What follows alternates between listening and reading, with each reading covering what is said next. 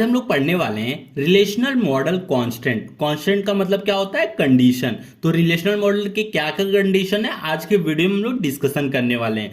तो every relation has some condition that must hold for it to be a valid relation called relation integrity constant. अब देखिए, कोई भी table, कोई भी रिलेशन बनाना है तो उसके साथ कुछ कंडीशन होते हैं कि कैसे टेबल बनेगा, तो उसी को हम लोग बोलते हैं रिलेशनल इंटीग्रिटी कांस्टेंट। अब इसके कितने टाइप है, मतलब इस कांस्टेंट के कितने टाइप है वो भी देख लीजिए। पहला है की कांस्टेंट, जिसको हम लोग एंटिटी कांस्टेंट भी बोलते हैं, domain constant, referential integrity constant. तो पहला देखते हैं की कांस्टेंट क्या होता है। Each row in a table is unique, मतलब हर रो, टेबल के अंदर जितने भी रो रहेंगे, जैसे कि फर्स्ट रो सेकंड रो, वो डिफरेंट होने चाहिए, यूनिक होना चाहिए, ऐसा नहीं कि सेम होना चाहिए। प्राइमरी की column can not contain null value, मतलब जो प्राइमरी की रहेगा हमारा वो नल वैल्यू नहीं स्टोर होनी चाहिए, उसके अंदर कुछ ना कुछ वैल्यू होनी ही चाहिए।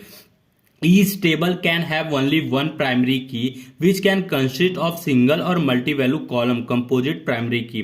अब देखिए, हर एक टेबल में एक, कम से कम एक प्राइमरी की होना ही चाहिए जो हमें कंसिडर करता है एक सिंगल या multi value column.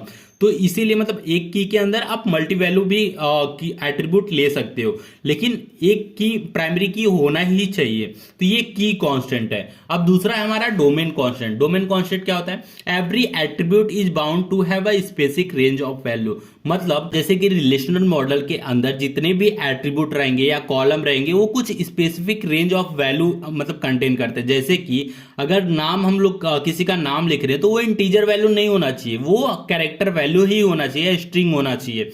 As can not negative value और लेस देन जीरो, मतलब एज क्या, एज हमारा नेगेटिव नहीं होना चाहिए। तो ये हो गया डोमेन कांस्टेंट। अब हमारा थर्ड है रेफरेंशियल इंटीग्रिटी कांस्टेंट। तो ये क्या होता है?